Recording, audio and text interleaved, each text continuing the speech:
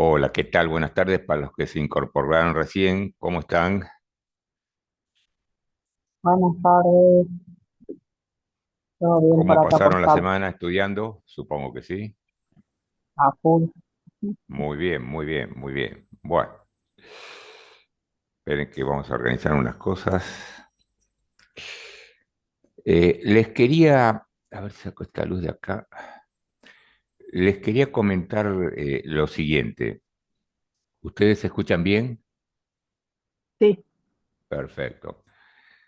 La semana entrante, el martes que viene, justo coincide con un congreso que es fuera de acá de Buenos Aires. Y justo en los horarios que más o menos tenemos estas charlas, es más o menos la llegada de destino. Entonces, tengo algunas dudas de que pueda ser coincidente con la charla, o sea, por lo menos para abrir el Zoom.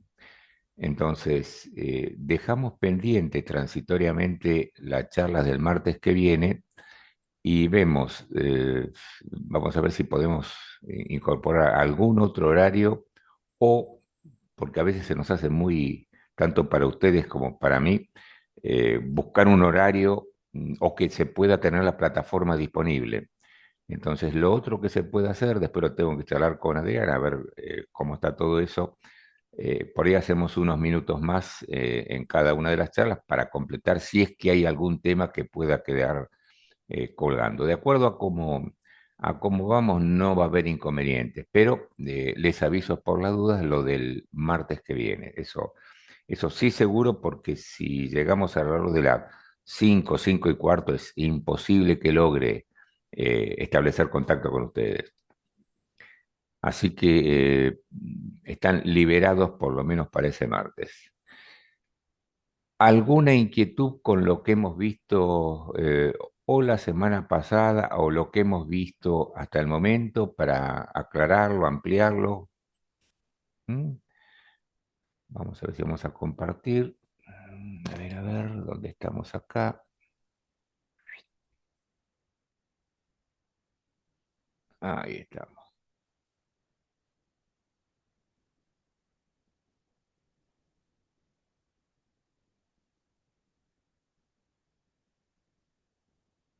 Ahí está.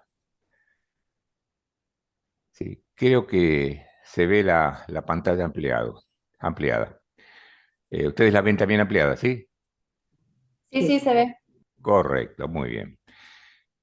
Bueno, el tema que vamos a ver hoy corresponde a sistema nervioso, como ustedes ven allí, y una de las denominaciones que se refiere es como el gran organizador de la conducta y en general de cualquier animal mamífero en cualquier sector de la escala eh, zoológica en la cual estemos. Es decir, que realmente el sistema nervioso es una de las estructuras imprescindibles para organizar la conducta.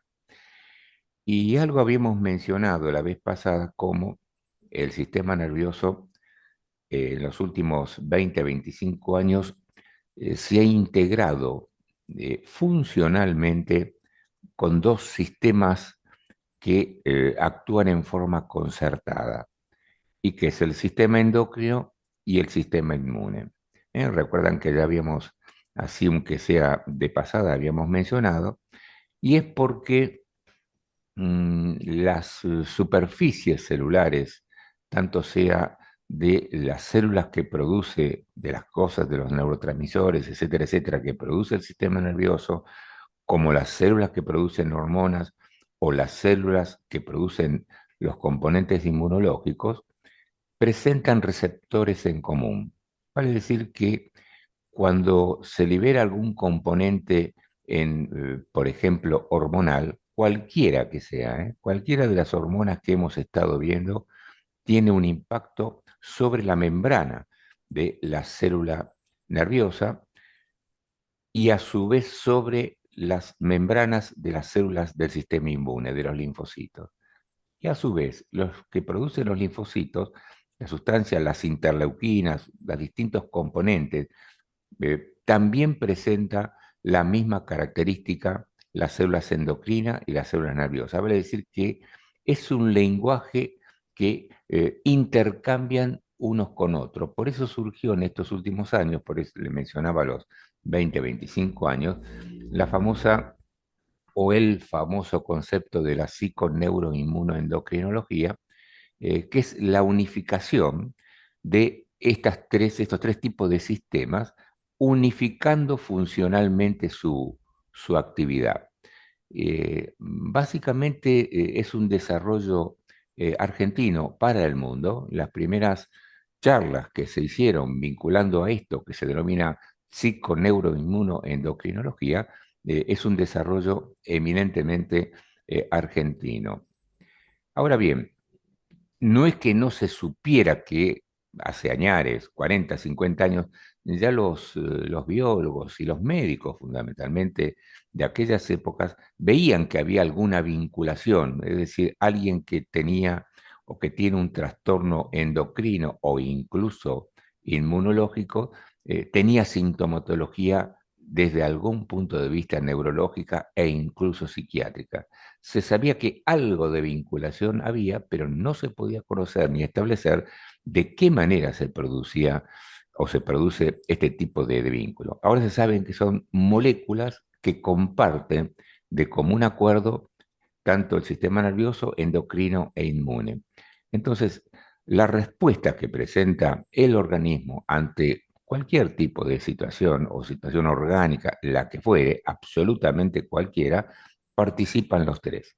¿Qué pasa con el resto de los sistemas? ¿No participan? Sí, pero la unión que hay entre estos tres sistemas, evidentemente le dan una jerarquía funcional diferente. Hay una unión o, por ejemplo, alguna vinculación entre sistema nervioso y aparato digestivo enorme, pero no tanto de la manera que tienen estos tres aparatos que hemos mencionado. Posiblemente en los próximos años, y yo les diría que ya está bastante en boga, el que va paralelo con todo esto es el aparato digestivo. Entonces, claro, se va a empezar a llamar psico, neuro, inmuno, entero, endocrino. Bueno, va a ser un choclo enorme de palabras y que está implicando simplemente los distintos aparatos del organismo. Pero sí, esto nos da una idea concreta y cabal de cuál es la actividad de este sistema nervioso. Y si ustedes tienen que decir, o alguien le preguntan, porque para todo lo que es la actividad dentro del yoga, sistema nervioso también cumple una faceta muy, muy trascendente. ¿Eh? E implica muchísimas cosas que, bueno, seguramente ustedes en otras clases las van, no nuestras, me refiero, de los que están cursando, las van a ir charlando, pero la participación del sistema nervioso también es determinante para muchas de estas conductas cuando hacemos algún tipo de postura, que algo vamos a ver nosotros ahora, por supuesto. Si ustedes les preguntan, porque sabemos intuitivamente qué es el sistema nervioso, pero ustedes qué dirían si alguien les preguntan un concepto, una idea, no una definición, sino más que nada un concepto de sistema nervioso? ¿Qué dirían ustedes? ¿O cómo les explicarían a un alumno que saben que el cerebro está en la cabeza, pero bueno, cómo explicarían para entender todo esto? Y el sistema encargado de todo, en realidad. Muy bien, ¿qué es el todo? Tanto Por- lo que por- cómo por- nos movemos, lo que pensamos, cómo reacciona el cuerpo, tanto voluntaria y involuntariamente, Ahí está, defensas. correcto. Es decir, siempre cuando utilizan una palabra, más cuando están a nivel docente, traten de explicar un poco más completo. ¿Por qué? Porque si decimos todo, ¿y qué será todo? Y es lo que acabas de mencionar en segunda idea. Por eso fíjense, definiciones de sistema nervioso hay, o conceptos, hay montones, pero fíjense lo que se refieren a estas tres primeras palabras. Tejido altamente especializado. Todos los tejidos, si nos ponemos muy desde el punto de vista biológico, va a tener una especialización, no cabe duda. Por eso hay que tener cuidado a veces en las palabras como que esto es más importante que otro, o sea, un sector orgánico más importante que otro. No tanto, no tanto. Es decir, hay una característica particular que tiene el sistema nervioso que no la tienen las otras, por supuesto, pero eso de especializado es porque va a cumplir una actividad diferente a otra, no va a ser lo mismo la actividad del sistema nervioso que lo que hace en el hígado, ¿no? El famoso hepatocito. Pero esto, si uno lo va uniendo, vamos a ver que hay muchos puntos de comparación y de unión con otro tipo de sistema, que tiene por función, por supuesto, captar estímulos externos o internos. Fíjense en esto, externos o internos. Todo lo que procede del medio ambiente, de una u otra manera, es captado por este tejido especializado. No siempre eso ocurre en el resto de los tejidos orgánicos, no siempre. Habrá una forma de irritabilidad. Ustedes tocan, por ejemplo, una célula del riñón, la tocan, ¿no? Supongamos que tenemos la posibilidad de tener delante nuestro una célula del riñón o una célula del hígado, la tocan, no con una vez y con los dedos, sino con un aparato especial, y esto se ha hecho, y la irritabilidad hace que se contraiga. Quiere decir que ese contacto con el exterior va a producir una reactividad. Ahora, la captación de estímulos por parte del sistema nervioso va a ser muy particular. Lo otro era fundamentalmente irritabilidad. Ahora, si le hablamos a una célula hepática, y hasta ahora nadie pudo poder responder que una célula del hígado o una célula del riñón pueda tener una respuesta con un lenguaje.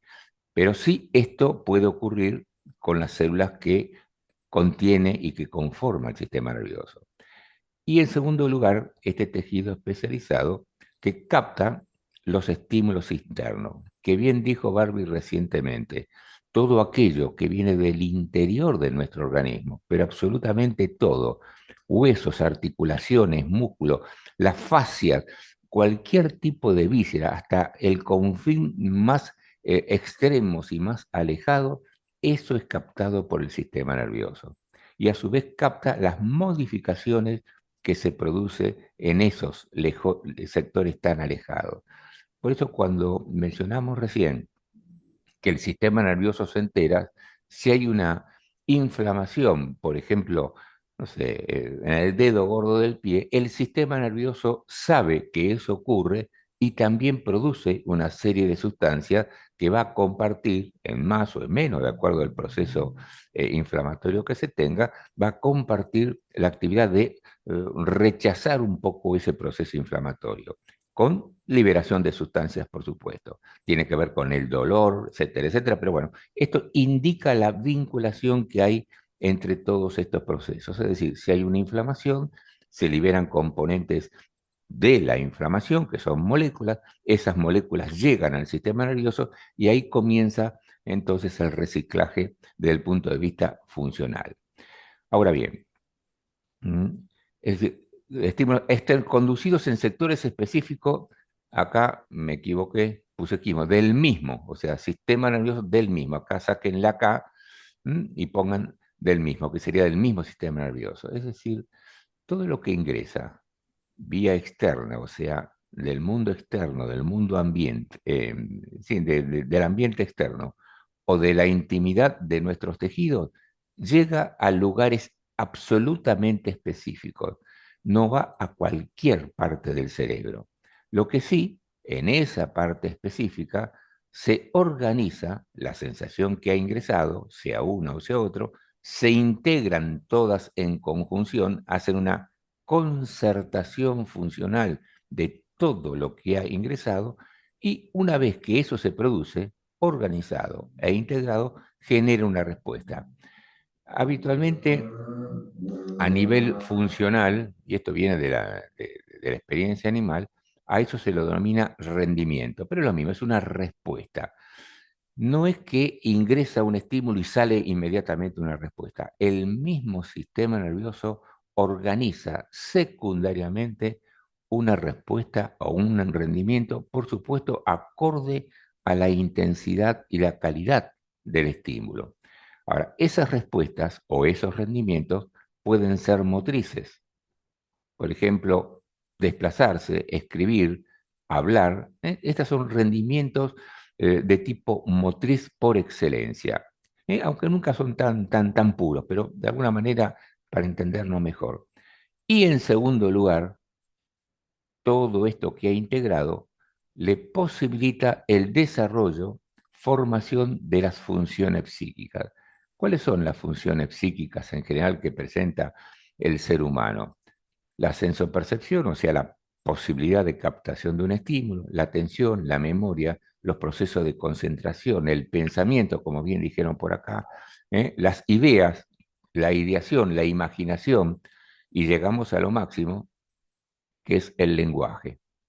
Y conjuntamente con esto, cada vez que estamos incorporando un estímulo, sea del exterior o sea del interior, siempre está teñido de un tipo de sensación particular que es de agrado o de desagrado. Y esto es para todo tipo de ingreso sensoperceptivo. Es decir, si estamos viendo un cuadro, si estamos, por ejemplo, caminando por el campo o estamos en un lugar que nos agrada, por ejemplo, con música, eso nos agrada. Entonces, nuestra conducta va a ser totalmente adoptada o vinculada con lo que estamos observando. Y conjuntamente con eso tenemos un conjunto de sensaciones que están acorde con lo que estamos observando. Y si me agrada, el organismo responde vegetativamente con una serie de sintomatologías que nos damos cuenta que eso nos agrada. Cuando estamos contentos, por ejemplo, de alguna situación particular, cuando estamos alegres, ese tipo de sensación vegetativa que no es muy fácil describirla, es muy subjetiva de cada uno, eso es parte de ese estado de agrado cuando tenemos una percepción que nos resulta realmente interesante. Cuando hay el fenómeno opuesto, el desagrado, un cuadro que no nos gusta, o bien algo en la cual estamos frente a un examen y estamos con temor, o tenemos miedo, por ejemplo, de cruzar una calle, cualquier situación que nos pone como si fuera una situación de peligro, tenemos sensaciones diferentes a las que teníamos en los fenómenos de agrado, y en este desagrado hay modificaciones también a nivel intestinal, peristaltismo, movimiento, a veces hay dolores, sensaciones de angustia, inquietud, molestias viscerales. Entonces, todo esto hace de que las reacciones vegetativas que presenta el individuo son los rendimientos ante nuestras sensopercepciones. Si nos duele el estómago porque tenemos una irritación, una gastritis o algo más, o hemos comido en exceso y tenemos un cuadro, llamémosles en términos muy genéricos, de indigestión, donde los nutrimentos no se empiezan a destruir como corresponden y hay dolores intestinales, inquietud, esas son sensaciones de desagrado. O cuando alguien tiene proceso de tipo diarreico, las famosas colitis. Colitis serían realmente el nombre de inflamación del colon, pero habitualmente a la diarrea se le dice colitis. Es decir, el borgorismo, los dolores que hay intestinales son desagradables. Entonces, incluso junto con eso hay sensaciones de transpiración, puede haber modificaciones de presión arterial de acuerdo a la intensidad, el gran dolor puede generar espasmos coronarios y muerte. Vale decir que todo esto está organizado por el sistema nervioso. Lo que sí tiene la ventaja, y que es trascendente en nuestro sistema nervioso, es que siempre ante una determinada situación, sea agradable o desagradable, tiende de llegar al organismo a una homeostasis, o sea, que haya siempre un equilibrio. No porque haya dolor vamos a tener un espasmo coronario y morirnos. Entonces, el mismo organismo, casualmente, por esto que hemos visto a nivel hormonal, inmune, etcétera, etcétera, genera un equilibrio. Entonces, nuestro organismo siempre tiene tendencia a el equilibrio biológico para que el organismo y la especie, así lo confirman los biólogos y los etólogos, es para que ese organismo persista en su vida, y si persiste en su vida, persiste también la especie. Esto llegando ya, uno cuando está hablando de esto, no se le ocurre pensar en la especie, pero desde el punto de vista biológico, esa homeostasis es para que, en el caso del ser humano, persista en su vida y persista la especie humana. Y lo mismo hacen los animales, lo mismo hacen cualquier tipo de animal. Para decir que este sistema nervioso, esa capacidad funcional de tejido altamente especializado, es que logra cumplir todos estos cometidos, cosa que no lo cumplen las otras vísceras o aparatos del organismo. Se van acercando, intentan, colaboran, pero no lo hacen con la intensidad que lo logra hacer el sistema nervioso. Entonces, este es el concepto importante que presenta el sistema nervioso. Y este aquí, que hay algo que es característico, y qué es lo que ocurre, que todos ustedes lo han ensayado, cuando están haciendo una determinada asana, una determinada postura. Cuando recién vamos iniciando la actividad y que no tenemos todavía mucho conocimiento de cuáles son las posiciones que tenemos que tener en nuestro sistema locomotor, nuestros músculos, la tensión que tiene que tener nuestros músculos para determinadas posturas, muchas veces en esas primeras etapas es un poco desagradable e incluso algunos pueden tener cierto nivel de dolor. Entonces, cuando vamos adquiriendo cierta experiencia, el músculo se va adaptando porque nuestro sistema nervioso va haciendo esta homeostasis, ya determinadas posturas ya no nos provocan ese tipo de inquietud o de desagrado, y es más, cierta prolongación en el tiempo de algunas posturas generan sensaciones de placer de mucha, mucha envergadura con liberación de varios componentes químicos por nuestro sistema nervioso. Esta es la gran ventaja que no siempre se presenta o no siempre se tiene en otros tipos de actividades físicas. Lo tienen, pero no tanto como se ha visto en el yoga. Entonces, el yoga, ante determinados momentos, esa sensación de placidez, sensación realmente placentera en una determinada posición, no solo es que estamos relajados, conformes y contentos con lo que están haciendo, sino eso que provoca la liberación en principio de dopamina, serotonina y adrenalina. O sea, es un conjunto de algunos neurotransmisores que van a mantener ese estado de bienestar. Y ese estado de bienestar es lo que se logra permanecer durante varios minutos en posiciones y posturas que otros individuos no lo pueden hacer. Eso se logra solamente con el entrenamiento. Y el entrenamiento es esa respuesta que va llevando a una nueva homeostasis y lentamente las molestias van siendo cada vez menores. Vale decir que cuando vamos prolongando en el tiempo, eso es absolutamente beneficioso.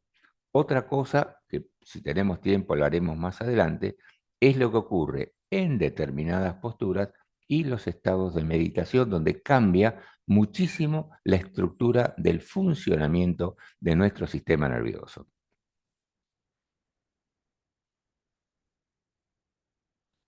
Espere que corro acá. Bueno, hay ciertas diferenciaciones que ya vamos conociendo desde colegio primario y mucho más en el secundario, y más los que han hecho algún otro tipo de actividad y que vieron, aunque sea indirectamente, el sistema nervioso. ¿Cómo se divide ese sistema nervioso? ¿Cuál es la importancia de cada uno de los sectores? Y que siempre esto vinculado, obviamente, con el yoga, si no se transforma en una clase de anatomía convencional. ¿Qué es el sistema nervioso central y qué es el sistema nervioso periférico? Pregunto, ¿a qué se denomina sistema nervioso central? Si le preguntan, uy, yo escuché, le dicen a un alumno, escuché que hay un sistema nervioso que le dicen central. ¿Qué es el sistema nervioso central?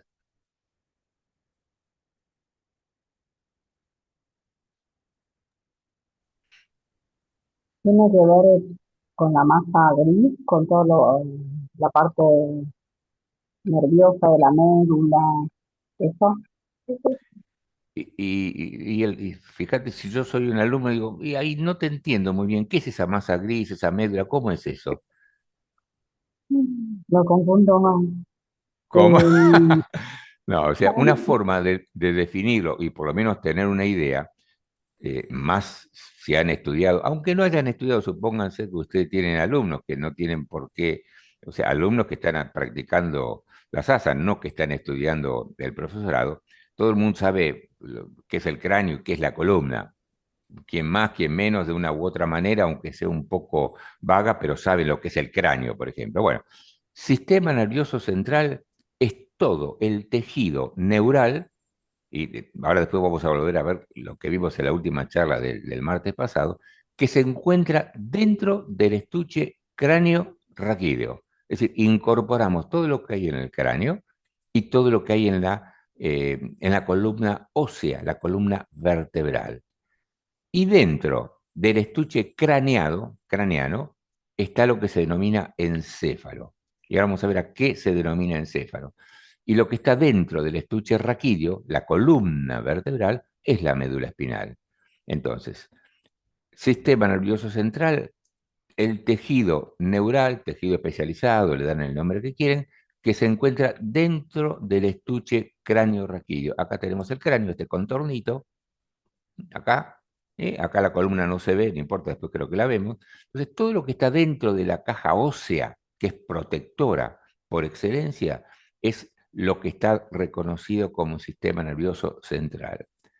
En tanto, sistema nervioso periférico, como el nombre lo indica, son todas las prolongaciones que emergen de ese sistema nervioso central. Es decir, todas las cosas, ahora después vamos a ver nuevamente unas imágenes donde vemos todo el sistema nervioso periférico y que lógicamente un sector y otro tiene su trascendencia. El sistema nervioso central va a tener distintos subsectores de lo que está en el encéfalo. O sea, adentro del estuche craneano, adentro de esto que está acá, está en principio el cerebro, básicamente esto que ya no es un dibujo. Todo esto es el cerebro. Cuando se habla de manto cortical, es la corteza del cerebro donde realmente existen la gran población de neuronas o de otro tipo de células, y hay en la parte central, acá no se ve, otro grupito de neuronas que forman los núcleos subcorticales. Y siempre la combinación de los sectores corticales con subcorticales son los que generan este tipo de rendimiento. Entonces, en el estuche, pero que acá se me puso una, ahí está. Dentro del estuche craneano, en principio, está el cerebro, el bulbo, pedúnculo cerebral, mesencéfalo. No interesan tanto estos nombres. O sea, hay varias subestructuras que componen al sistema nervioso central y el cerebelo. Este es otro organizador importante de la conducta, pero en principio motriz.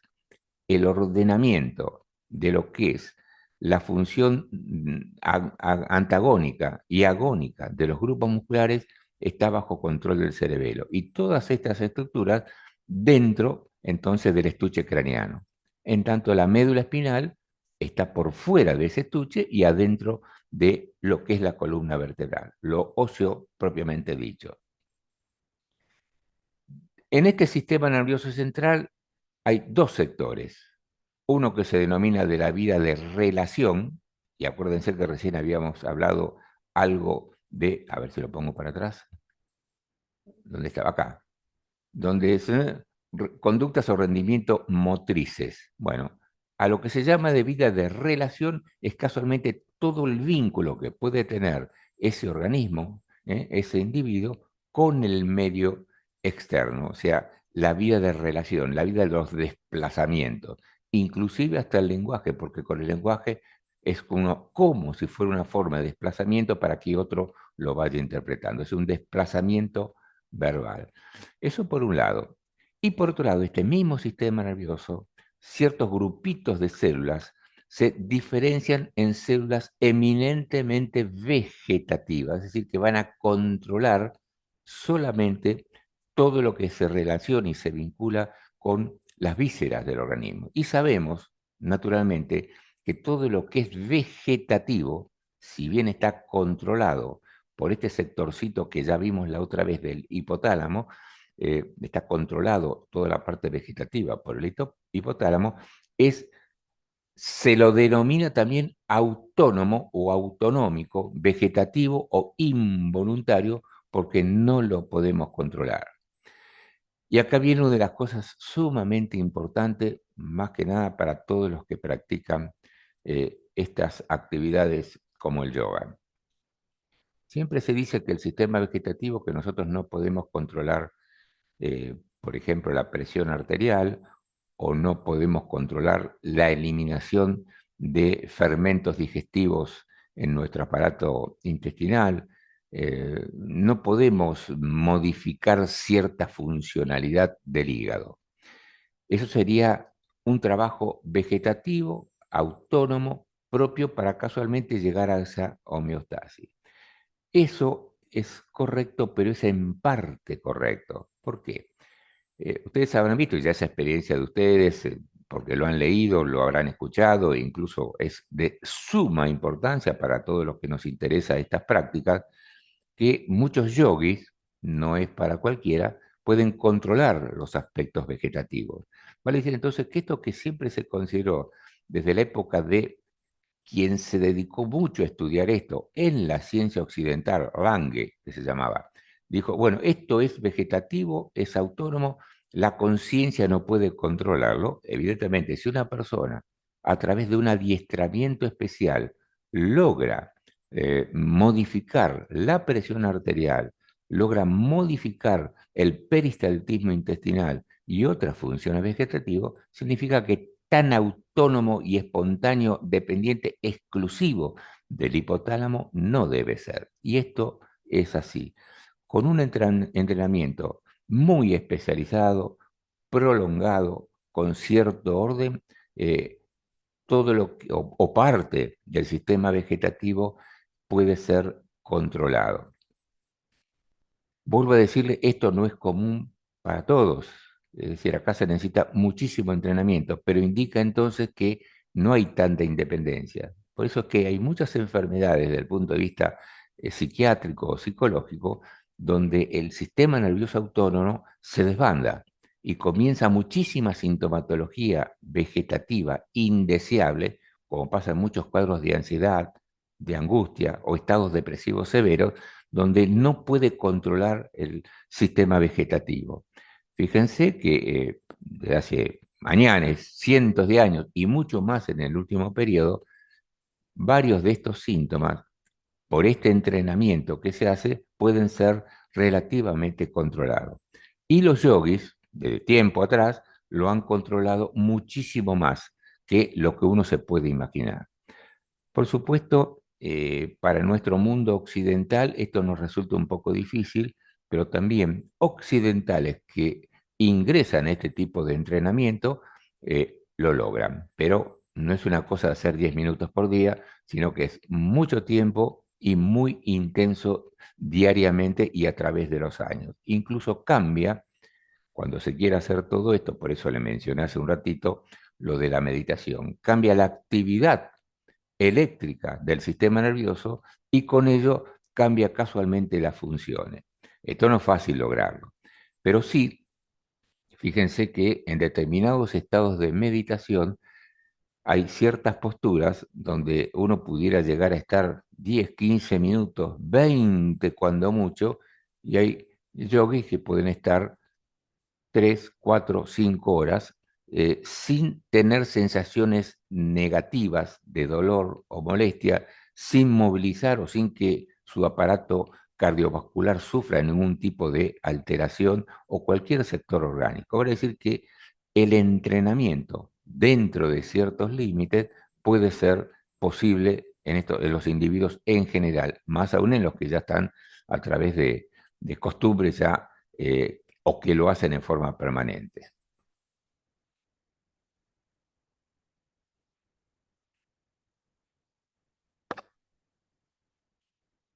¿Qué tenemos ahí?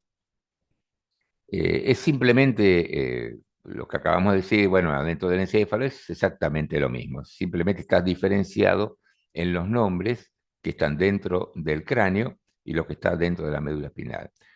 lo que queremos significar con esto, e incluso en estas dos posturas tan importantes, eh, pareciera ser que la columna está como conformada de una manera y que de acuerdo a cómo está la médula espinal se va adaptando. Bueno, la posición y las curvaturas que presenta la columna vertebral donde está la médula espinal, evidentemente las tiene por la forma en que desarrolla la médula espinal. Siempre se pensó que era al revés, de que de acuerdo a esta formita que va teniendo, las distintas, ustedes los nombres de estos ya se los acuerdan, entonces, tanto sea una como la otra, se pensaba que la médula espinal se adaptaba a la columna. Es al revés desde el punto de vista de la evolución en cada ser humano y por supuesto en los animales. Es decir, la médula espinal le da la forma en que va a tener la columna. Y esto es importantísimo, importantísimo, porque cuando queremos readaptar la columna porque ha tenido una escoliosis, una cifosis, lo que fuere, eventualmente a veces tenemos dolores porque nos fuimos acostumbrando, se va como fibrosando en esa postura. Lo que sí queremos referir, la trascendencia, la importancia que presenta el sistema nervioso, donde esta morfología la da a la columna vertebral. ¿Y por qué tiene esta forma la columna? ¿Alguna vez se pusieron a pensar de por qué la columna tiene? Bueno, tiene que ver fundamentalmente porque los distintos pesos, esto lo han visto seguramente en anatomía, los distintos pesos se reparten en forma uniforme en todo el organismo y prácticamente queda indemne y en una mejor posición para su actividad funcional el sistema nervioso. Va a decir que la posición erecta no es solamente por tener la columna derecha, sino que es para mantener un equilibrio funcional de todas las piezas del organismo, más lo que es el peso visceral. Va a decir que esta postura tiene una razón de ser a nivel evolutivo y biológico. Y es muy, muy, muy importante que cuando tenemos algún alumno o alguien que presenta algún tipo de alteración o van a la consulta de ustedes, tratemos de lograr eso que tenemos ahí en esas imágenes. No siempre se logra a ese nivel, pero sí es de importancia. Lo que vimos acá, por supuesto, son dibujos y esto es realmente el sistema nervioso.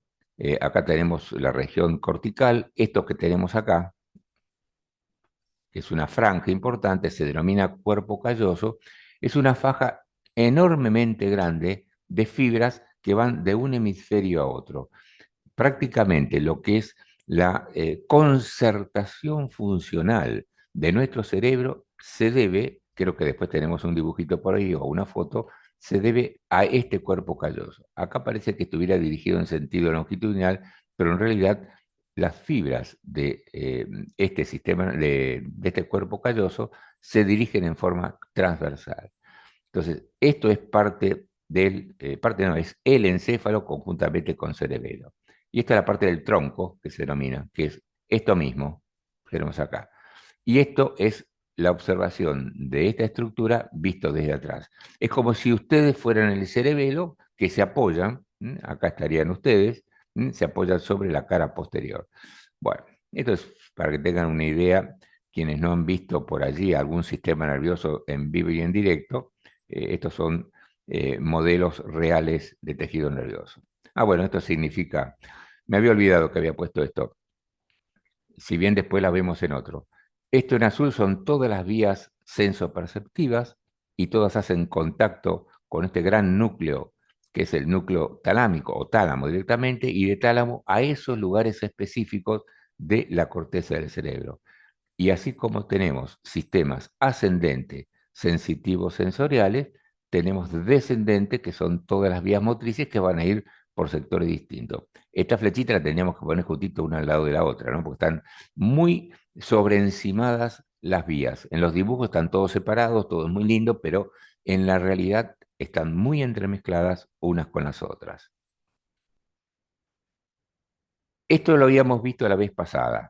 Habíamos mencionado que en sí el tejido neural, ese tejido altamente especializado, compuesto por el soma, el cuerpo neuronal, la famosa cabellera, que son las dendritas, donde hacen contacto sináptico, y el axón, donde se va desplazando el influjo nervioso. Y esto que habíamos mencionado la vez pasada, es la capa de mielina, una grasa especializada que posibilita el traspaso del estímulo nervioso con diríamos, el cifrado específico de acuerdo a la sensación que cada individuo va recibiendo. Una cosa va a ser lo visual, lo auditivo, etcétera, etcétera.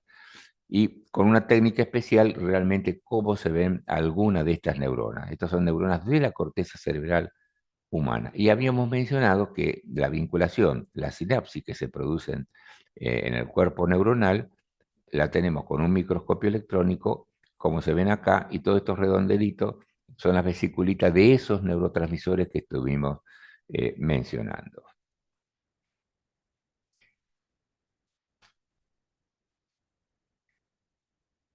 ¿Qué significa todo esto? Bueno, nuestro sistema nervioso en general se forma, se conforma, se organiza y se integra básicamente o fundamentalmente de acuerdo a la cantidad y calidad de estímulos que recibe. Como vimos recientemente, esos estímulos pueden proceder del exterior o del interior del organismo. ¿Cuál es digamos, el elemento más trascendente que presenta en la sensopercepción? Sensación sería solamente, es un término que se sigue utilizando, aunque en algunos lugares, desde el punto de vista biológico, a veces van cambiándolo, pero de cualquier manera, la sensopercepción es cómo ingresa el estímulo. ¿Quién es el elemento, el actor más importante para la sensopercepción? El receptor. Este receptor es decisivo. ¿Por qué? Porque es el que va a tener la capacidad, si bien acá es solamente un dibujo absolutamente esquemático, que no, obviamente no, son parecidos a esto, pero no responde a la realidad. Este receptor sería o es, como dice acá, una terminación nerviosa donde especializa altamente este receptor su parte terminal. Y cada uno de estos receptores va a tener la capacidad de recibir estímulos diferentes. Vale decir que desde los puntos de vista estructural, histológico y funcional, los receptores van a ser órganos o estructuras, si quieren, especializadas en captar selectivamente determinados tipos de estímulos. Y acá tendríamos, fíjense que dice intensidades relativas, 1, 2 y 3. Acá podemos tener 3 intensidades relativas de un mismo estímulo, por ejemplo, tocar algo. Esto es hipotético desde el punto de vista para que nos entendamos, nada más. O 3 estímulos distintos, es decir, uno puede ser auditivo, uno puede ser visual y el tercero puede ser táctil o táctil. Es decir, no es así, sino que cada uno va a ser un receptor diferente. ¿Qué es lo importante de acá? Supongamos que tenemos un estímulo, pongámosle visual, donde los fotones exteriores, los estímulos luminosos, ingresan a la retina. Atraviesa los distintos elementos que presenta el globo ocular, las cámaras anteriores del ojo, y llega hasta la retina. Una vez que ingresa a la retina, es captado por un receptor especial. Bueno, ese receptor especial, ¿dónde estoy? Acá estoy. Ese receptor especial que está captando estímulos luminosos, lo toma y se dice lo transduce, no traduce, transduce, es decir, modifica el tipo de energía.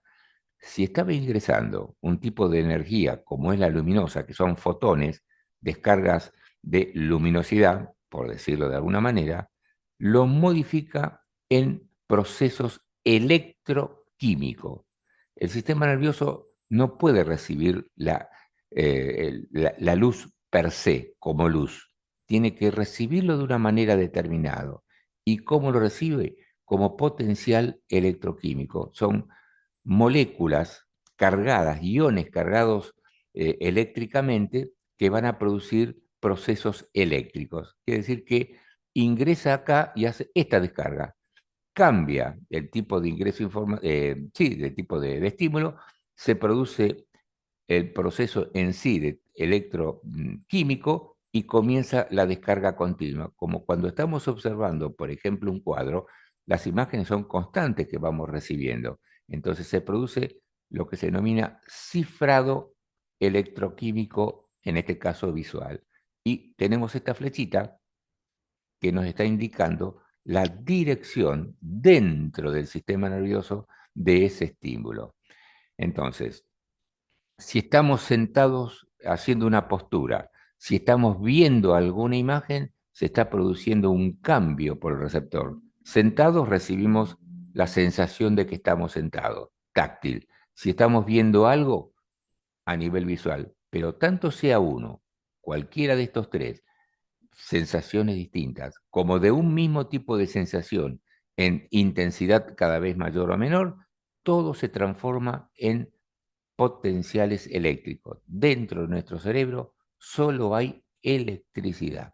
Y esta electricidad es la misma que tengo yo en mi cerebro como cualquiera de ustedes que están escuchando esto. Es decir, es la misma electricidad y es la misma que tiene Einstein o que tenía Einstein. Va a decir que nuestro sistema nervioso solamente conduce estímulos eléctricos. Y acá dice lenguaje del sistema nervioso. Supongamos, para no hacernos líos en los ejemplos, que sean tres tipos de intensidad de distintos. Y acá tenemos 1, 2 y 3 que serían estos mismos, los tres colores. Estos tres se unen y dan una única tipo de sensación. Se genera un potencial, por eso es el primero que está, y el potencial de acción, que es este, cuando se van sumando, van dando el tipo de sensación que nosotros necesitamos. Después de un tiempo, este potencial eléctrico hace un proceso llamado de acomodación. Si estamos, como charlamos recientemente, una determinada postura, en un asana que puede llegar a ser un poco complicada, eventualmente estamos un poco inquietos, un poco molestos, sin llegar a tener dolor, pero estamos un poco inquietos.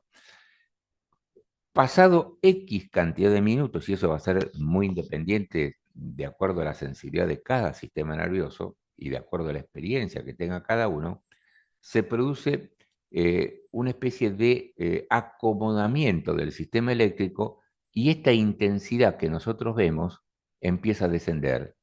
Este acomodamiento indica de que ya no molesta, se transforma mientras va ingresando al sistema nervioso y va llegando a sus lugares de destino, eventualmente se va produciendo un acomodamiento de todas estas energías y llega un tipo de sensación única. Y después de X cantidad de minutos, que como decía recién va a variar de acuerdo a cada uno, ya no nos molesta la postura e incluso puede llegar a ser agradable.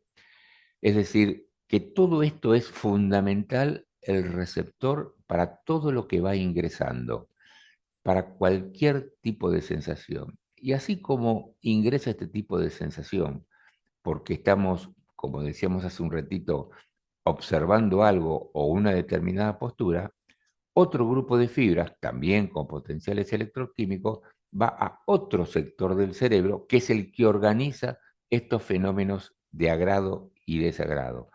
Y en esto, que es la integración del sistema nervioso, se unen dos sectores.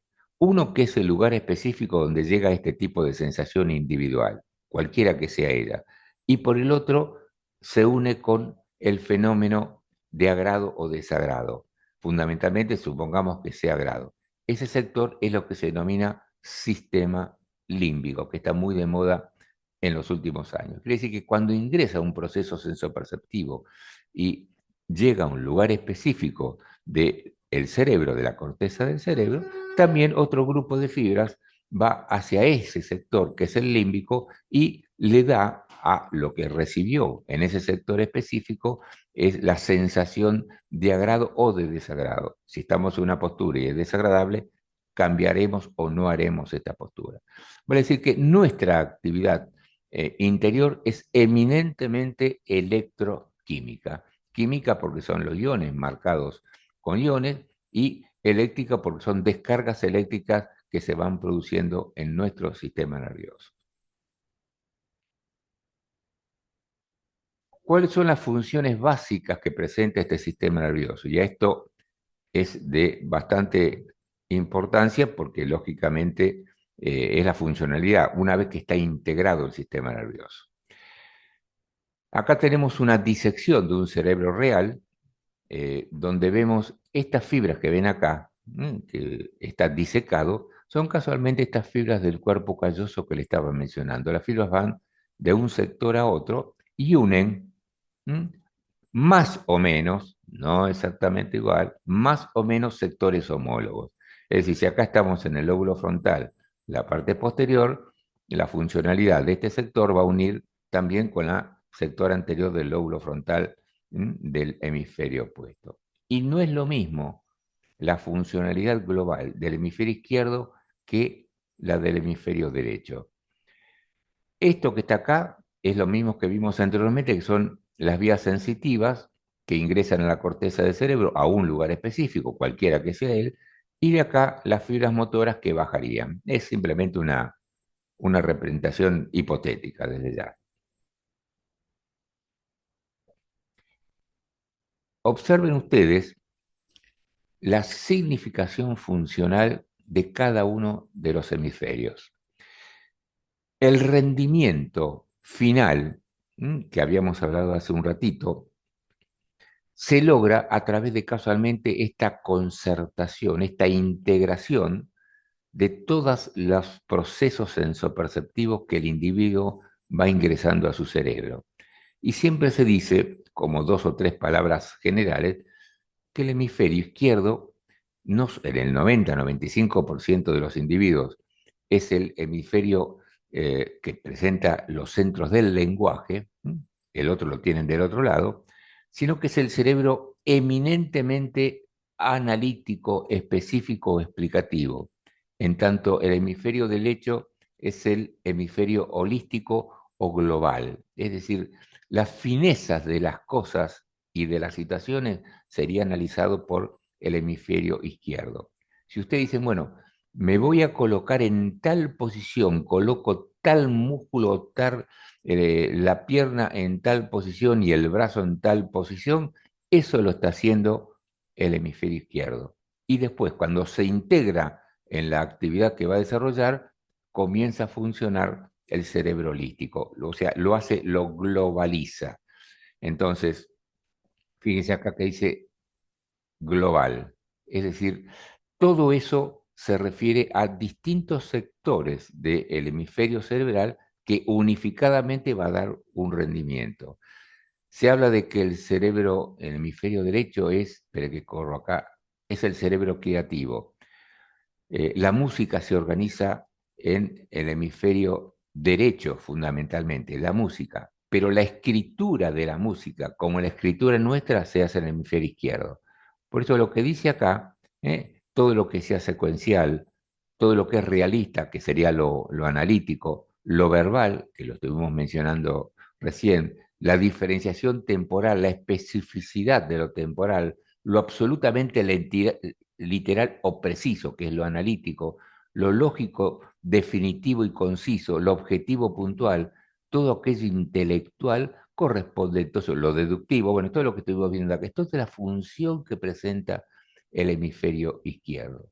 ¿No lo tiene el hemisferio derecho? Sí. Lo que ocurre es que este hemisferio, así como tiene los centros relacionados con el lenguaje, tiene todas estas funciones hiper aumentadas en su actividad funcional. Y siempre un poco de estas mismas funciones la tiene el hemisferio derecho. Y lo mismo pasa con el hemisferio derecho en relación al izquierdo. Esto es muy, muy importante porque aquellos individuos que presentan alteraciones estructurales o funcionales, esa pequeña actividad que presenta el otro hemisferio va a servir como proceso vicariante de reconstitución. Por ejemplo, a ver, los afásicos, aquellos individuos que tienen severos trastornos acá donde estamos, lo verbal, el lenguaje. Sabemos entonces que el lenguaje se organiza en la parte posterior del hemisferio izquierdo, en el 90-95% de los individuos. Si se produce una lesión en el hemisferio izquierdo y el individuo está privado de estas funciones del lenguaje, uno de los tratamientos que se inició hace muchísimos años es a través del canto. El canto, ¿por qué? Muchos pacientes que no pueden hablar inician el canto y pueden referir la canción en forma perfecta. ¿Por qué? Porque el hemisferio derecho también graba esa canción. Y una de las canciones que se utilizaba hace tiempo acá era el famoso arrorró, porque ahora ya no se utiliza el arrorró, pero de cualquier manera eh, fue una forma de entrar en la de tratamientos. En este caso indica que el lóbulo parietal, en este caso, del hemisferio derecho, suple dentro de ciertos límites la funcionalidad alterada del izquierdo. Ahora, termina esa canción y a veces el individuo no puede expresar el lenguaje en forma normal, pero sí lo hace para determinadas cosas muy bien aprendidas. ¿Y por qué? Porque esto se organiza más en el hemisferio derecho. Cuando este tratamiento se va haciendo en forma secuencial y en forma regular, el individuo va mejorando su situación lingüística y va reaprendiendo nuevamente las palabras. No siempre se logra en forma completa, por supuesto. A ver qué más tenemos por acá. Metafísico, subjetivo, por supuesto, sentimental. Sí, todo lo que tiene que ver, ustedes van a escuchar por allí de que el hemisferio derecho es el cerebro emocional o el hemisferio emocional. ¿Por qué? Yo no sé si lo dice acá, no me acuerdo. A ver, a ver, a ver. No, no lo veo igual. Porque casualmente este sistema límbico que se vincula o tiene funcionalidad de generar los distintos estados emocionales, tiene más desarrollo en el hemisferio derecho que en el izquierdo. Esto ocurre en los que son diestros y en los zurdos es lo opuesto. Entonces, ¿qué es lo que ocurre? Siempre se ha referido al hemisferio derecho es emocional. ¿El hemisferio izquierdo no tiene emoción? Sí la tiene, pero sí está en menor desarrollo que lo que ocurre en el hemisferio derecho. La complementación a través del cuerpo calloso hace que el estado emocional de ese individuo sea absolutamente integrado y en forma uniforme para un rendimiento determinado. Entonces va a ser muy frecuente que escuchen que el hemisferio derecho es más importante para la emoción. Antes se pensaba que sí, que no. Después vino un periodo donde se decía que los dos hemisferios eran similares en su actividad funcional y no es así. Incluso, no solo las lesiones orgánicas, por ejemplo, una lesión del lóbulo frontal derecho no es igual que el izquierdo, como las enfermedades psiquiátricas. Presentan distintos tipos de, digamos, de reactividad, cual sea el sector del derecho o del izquierdo que estén alterados. Funciones básicas de la médula espinal. Acá tenemos acá terminamos el encéfalo y a partir de acá se ve muy poquitito, es el hueso occipital, acá un sectorcito, y a partir de acá comienza la columna vertebral con la médula espinal. Ustedes ya estuvieron estudiando en anatomía qué es lo que pasa con todo esto, o sea, con las raíces. Fíjense que cada un sector, fíjense acá, ¿divisan bien estas pequeñas prolongaciones? ¿Las ven bien?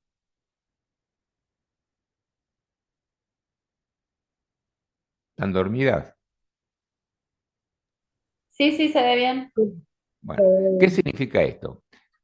Cada sector es un segmento medular, otro segmento medular, otro segmento medular. Es decir, cada uno de ellos va a tener una función determinada y específica. Acá tenemos las fibras, como vimos siempre, que ascienden y las vías motoras que bajan, hipotéticamente. A todo esto, las prolongaciones, como vimos hace un ratito, que emergen del sistema nervioso central, que sería la médula espinal, es el sistema nervioso periférico. Cuando observamos estas prolongaciones, no sabemos si es que ingresa información o que sale. Eso se tardó durante muchísimos años, cientos de años atrás, tardó para darse cuenta de que algo era motor y algo era sensitivo. Y más difícil fue determinar cuál de esa saliencia o ingreso era vegetativo. Y acá tenemos lo siguiente, por eso pusimos esta imagen, que dentro de estas prolongaciones que conforman parte del sistema nervioso periférico, una parte es el sistema nervioso periférico vegetativo, que va a las vísceras. Y a su vez, esta es una víscera hipotética, puede ser el estómago, puede ser el intestino, cualquiera de ellos, la información que procede de todo lo que ocurre en este órgano también ingresa por ese sistema nervioso periférico. Pero este sistema ascendente va a ir a centros nerviosos vegetativos. En tanto, lo que ingresa, por ejemplo, supongamos que es de la piel, va a ingresar y va a subir a centros específicos de la corteza del cerebro. Entonces, el sistema nervioso periférico, compuesto por las prolongaciones que emergen anatómicamente de la médula espinal, pueden ser de la vía de relación, que lleva motricidad, o puede ser del sistema nervioso vegetativo. Y algo que me estaba olvidando, dentro de lo vegetativo, que es muy importante, qué es lo que pasa en los sistemas vasculares también. Todo lo que ocurre en un sistema vascular es informado y llegará a los centros vegetativos y a su vez el rendimiento de esa homeostasis que estábamos hablando va a los sistemas vasculares también.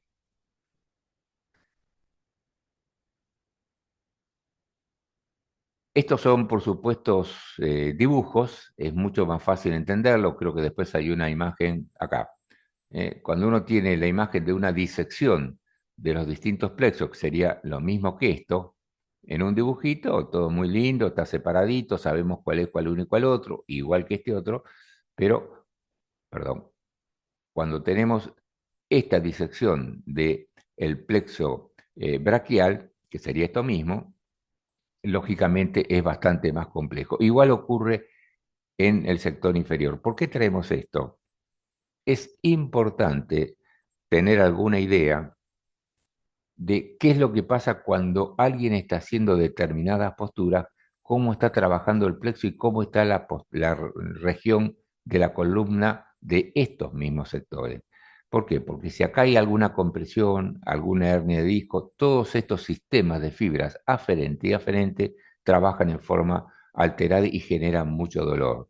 Incluso cuando hay, fundamentalmente en las torsiones, o a veces cuando se hace la cobra, hay que tener cuidado con el plexo braquial y a veces el sector lumbar, porque a veces esto está alterado. Generalmente ocurre más que nada en las personas de más edad, o bien si ha tenido por algún traumatismo o algún tipo de alteración funcional a nivel de las hernias de disco, que eso después lo verán en medicina y yoga hasta dónde pueden llegar.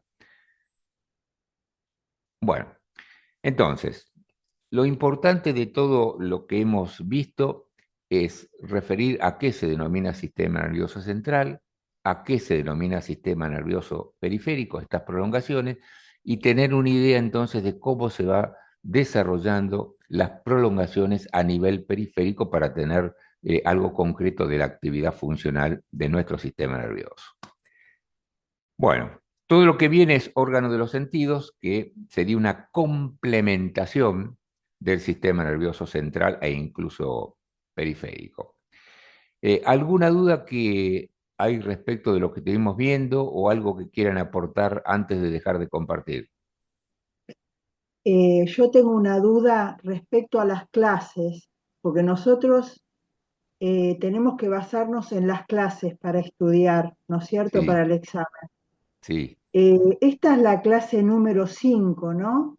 Hubo Sí, 5 clases, hubo uno eso. que no, me quedé mirando la pantalla nada más, así que hubo una Bueno, clase eso que no quería hay, pero saber. creo que esta es la clase 5. Sí, sí, sí, sí, puede Bueno, ser. porque como no avisaron, ¿Qué no cosa no sabía si avisaron? yo no la había copiado, qué sé yo. Bueno, ¿Pero qué es lo bárbaro. que no avisaron? ¿Qué es lo que no avisaron?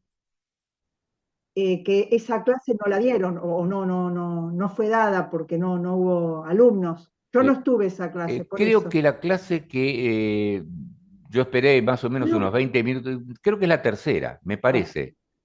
bueno, Quiere decir que de la secuencia de clases que ustedes tienen, Salté en esa, porque esa no fue dada, pero la secuencia es la misma. Bien, bien, No fue dictada, así que eventualmente a la bien, clase siguiente fue dictada la clase que nos dimos.